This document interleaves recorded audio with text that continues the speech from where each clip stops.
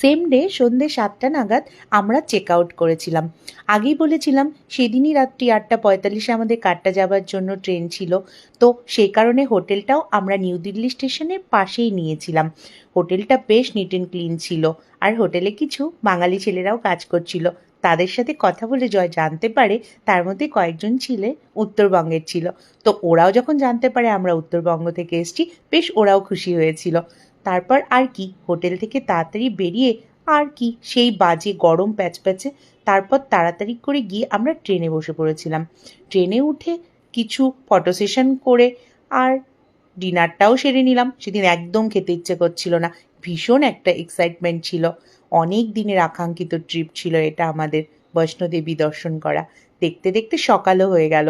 তো ট্রেনটা দেখছি অনেকক্ষণ লেট ছিল, প্রায় ৫ ঘন্টার ওপরে। তো নামতে আমাদের অনেকটা দেরি হয়ে গেছিল। আর কি, বসে থাকতে থাকতে ভালো লাগছিল না, কখন নামবো ভাবছিলাম। দেখতে দেখতে নেমেও গেলাম। উফ, কি অপরূপ দৃশ্য! নামার পরে সব ক্লান্তি দূর হয়ে গেল। বাইরের যে মনোরম পরিবেশ, যা বলে বোঝানোর মতো না। ব্যাস স্টেশনে নেমেই আমরা দুজনে একসাথে ভীষণ জোরে বলে উঠেছিলাম, জয় মাতা দি, জয় মাতা জয় দি, মাতা দি, জয় মাতা জয় দি। মাতা দি। জয় মাতা